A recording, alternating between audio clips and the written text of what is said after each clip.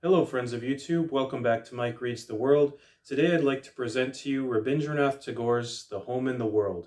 This is a book that is light on story, light on characters, but heavy, dense, and poetic with meaning. So it is, you could practically skim this book. I mean, just, read it very, very quickly and have a pretty good idea of what happened. There are three main characters. In the center of them is Bimala, who is a woman living in the zenana, a term that I'm now more familiar with, which is traditionally the secluded place of the house in which women were supposed to stand and really not go outside or be in public at all. That's at least the impression I got, that the traditional culture is what this Bimala is used to. But her husband, Nikhil, who is another of the main characters, is kind of a more westernized thinker. He is not necessarily supportive of British occupation, but he passively accepts it. He's wealthy, a landowner, and very, very much in his head, very philosophical and poetic. Uh, but he wants Bimala to kind of come out of the zenana, wear westernized clothing, fashions, kind of like is kind of pushing her in the direction to be more of like an independent woman who leaves the house and goes out with him, like, I mean, he's trying to be, I guess, more progressive, and she is in fact kind of resisting this a little bit until our third major character comes to the house in the form of Sandeep, who is as the back of the book says, a radical leader in the nationalist Swadeshi movement. This Swadeshi movement, as the book shows us, is a movement in the Bengali region to basically reject foreign goods and purchase only local Bengali goods. And I believe this movement was actually part of the greater colonial India in resistance to British occupation. And it definitely had some more radical elements to it as well, which, Sandeep is part of, that are even kind of like violent actions to overthrow the colonial government. So Bimala actually finds herself quite seduced by this new Sandeep, who is now staying in their house. He just kind of he comes over one day and he just kind of lingers on. He just kind of stays around in the house, hanging out, hitting on Nikhil's wife, and she finds herself quite enchanted by him and quite inspired by his radical ideas, and kind of buys into what Nikhil would call this fetishized nationalism that Sandeep is representing. There are a few other major characters as well, but I would say they're limited to three. So let's say there's pretty much just six main characters in the whole book and three only real central ones. There's also Nikhil's master, kind of older and wiser, and a religious teacher, something like that. And then there's Bimala's stepsister, or is it Nikhil's sister, who doesn't really like Bimala, and there's some kind of tension between Bimala and Nikhil's sister, who also lives in the house, but she kind of just has to put up. They just kind of have to put up with each other. And then there is Sandeep's apprentice, who is also part of the radical movement.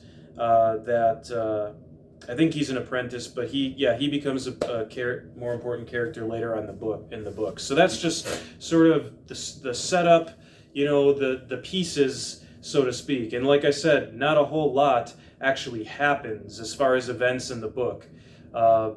It's a series of very, you could describe it very shortly, which I'm not going to do. You'll get the idea, but that's not really the point of the book. The density of this book is in, we enter the consciousness of each of these characters, Bimala, Nikhil, and Sandeep.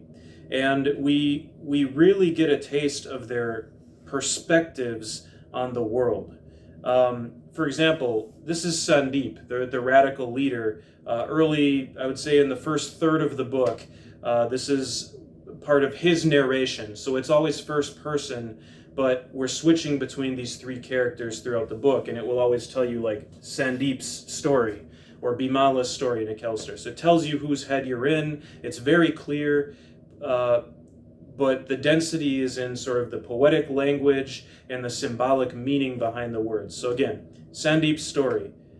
Every man has a natural right to possess, and therefore greed is natural. It is not in the wisdom of nature that we should be content to be deprived. What my mind covets, my surroundings must supply. This is the only true understanding between our inner and outer nature in this world. Let moral ideals remain merely for those poor anemic creatures of starved desire whose grasp is weak.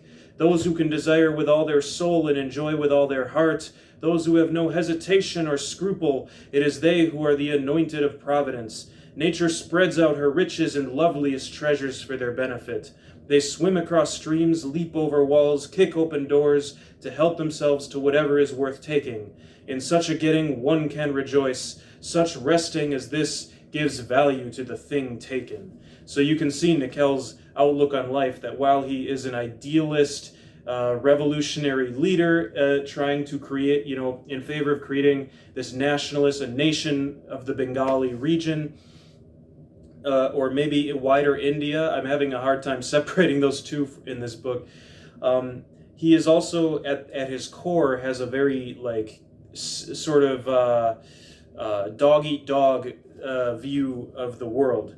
And this is almost a polar opposite of Nikel, who is more of a moderate, who again, passively accepting British rule. Nikel is very much in his own head. He even observes Sandeep making obvious moves on his wife, and kind of just set, as part of his, a lot like letting Bimala kind of be an independent woman, is kind of just says, well, I'll let her go. If she wants to go, I'll let her go.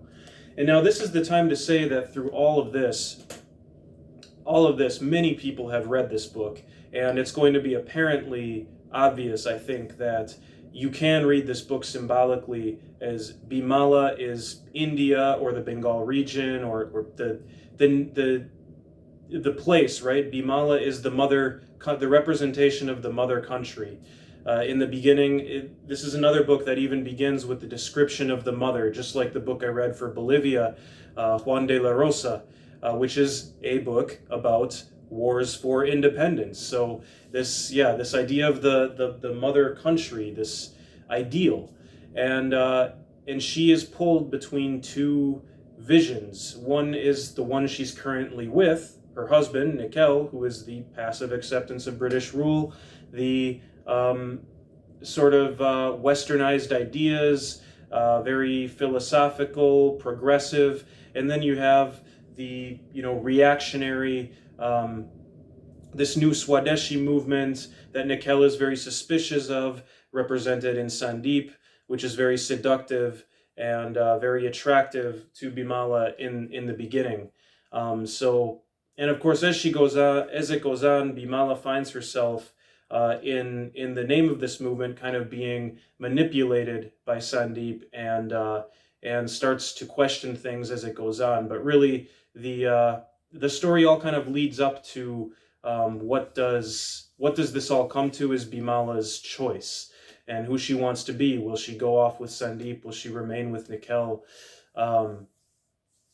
And all of this in there's some mentions of a wider social violence beginning between Muslims and the Bengali peoples. There's some, I don't know, there's some wider social violence going on. I would be lying to you if I had tell you I'd read all of the footnotes.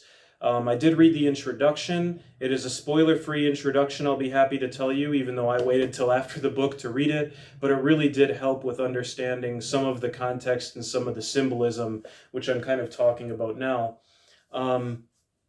So with all that being said, a really good book. I'm finding, and I think it's the cultural distance, the language distance, even though this translation is amazing. It was translated by the author's nephew, Surendranath Tagore, and Rabindranath Tagore, I believe, had a heavy hand in influencing the translation according to the introduction.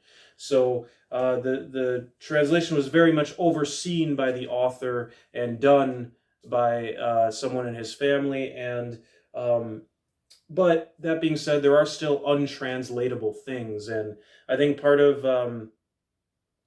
when you read something that's so far away from your own culture, I find I really, really like a lot of these books, like from East Asia or Africa, but it's like hard to love them, in the way that I can love something I totally, resonate with, like from Latin America or from Europe, where I have experience with those kind of cultures and modes of thinking and the poetic references. But this book is astoundingly poetic. There are breathtaking moments of poetry in this book that made me stop and just go, wow, like stop them. And like I said, you can read this book fast, but I don't encourage you to. Um, I had to slow down. I mean, it's a 200-page book. It's not long, and I read it over the course of 5 days. So, um, and you can do the math. So like 40 pages a day, and like I took my time. I had to reread a lot of parts. I had to, and not because I didn't understand the story. I was trying to understand the thoughts, the philosophies, the poet, and I was trying to feel the poetry. So it's a book that kind of lets you choose your own adventure in that way. You can either just take the story at face value, or you can really take in all of the symbolism, the poetry, how each of these characters is kind of viewing the world with just a totally different vision of reality. And that's why I say it's dense, dense with meaning. So it's hard to, it's you'll know what I mean when you read it. It's just a dense book that isn't long. And yeah, so I think I've really covered most of what I wanted to talk about. Yeah, just the conflict between Sandeep and Nikhil it's not even really a conflict. And actually that was the thing about the book that almost like threw me off or made me feel like there was a part in the middle where I was like, this is kind of boring. And so I had to go back a little bit and like reread some stuff and try to figure out what I was missing. And I realized the thing is, Nikhil and Sandeep aren't really in conflict. Like, Nikhil just kind of like is letting them do what they want. She's like, all right, Bimala, you go with Sandeep and see what happens. And maybe that's kind of representative of how the British colonial powers, I don't know, and the upper class of this region kind of looked at the revolutionary situation happening there at this time. I don't know. Maybe that's representative of something. I just found it so strange that the conflict in this book is set up to be between Nikhil and Sandeep, but it's really the conflict is in the heart of Bimala. Who is she going to choose? The one, this Nikhil that's kind of, and she's almost convinced over to Sandeep's viewpoint that Nikhil is kind of a lesser man, a weaker man, a man who lives in his head, who uh, who is just filled with all these ideals about spiritual beauty and poetry and love and things, and just disconnected. It's like he's almost the perfect symbol of the upper class being out of touch with reality. And Sandeep is kind of just this hard-edged, the other extreme, just this hard-edged, cynical revolutionary that says we got to take it, and also kind of very much a bit of a cowboy in himself, just like this stupid. But I'm just trying to get across the easiest idea of how he's being just kind of like he kind of feels himself entitled to do anything that he can exercise his power or will over, and take anything that he can exercise that over, I guess is what I'm trying to say, to connect that to the passage I already read. So, yeah, that's I think that kind of how do I sum this up? How do I sum this up? The home and the world. I think I've said enough for you to decide whether this is a book that would interest you. I've talked out some of the themes and thoughts that came up, not all of them, but the principal ones. This is the struggle in the heart of a woman to choose between two paths. A woman that could very easily represent the Bengali region or India and Bangladesh under colonial rule. And the last thing I want to say, I actually probably should have said this at the beginning of the video, is that Tagore could very easily be counted for Bangladesh or India. He, I believe, wrote the national hymns of both countries, if I remember right from what I read, definitely of Bangladesh, or wrote the lyrics or something that are used in it. And he wrote plays. I actually listened to one of his plays. I can't remember the title exactly, but it had the word ruby in it. But it was a very interesting play. I listened to it in audio format. It was kind of like somewhat fantasy, but an allegorical fantasy. So Tagore has written plays, he's written poetry. A lot of people really love his poetry. Definitely, he's a lot bigger than just this book. So, you know, definitely somebody to look into if you're interested in reading or experiencing any kind of literature, poetry, drama from around the world. This is a can't miss figure that you need to, at the very least, research, I think, if you're in the same realm as I am, I guess. So Rokeya Hussein's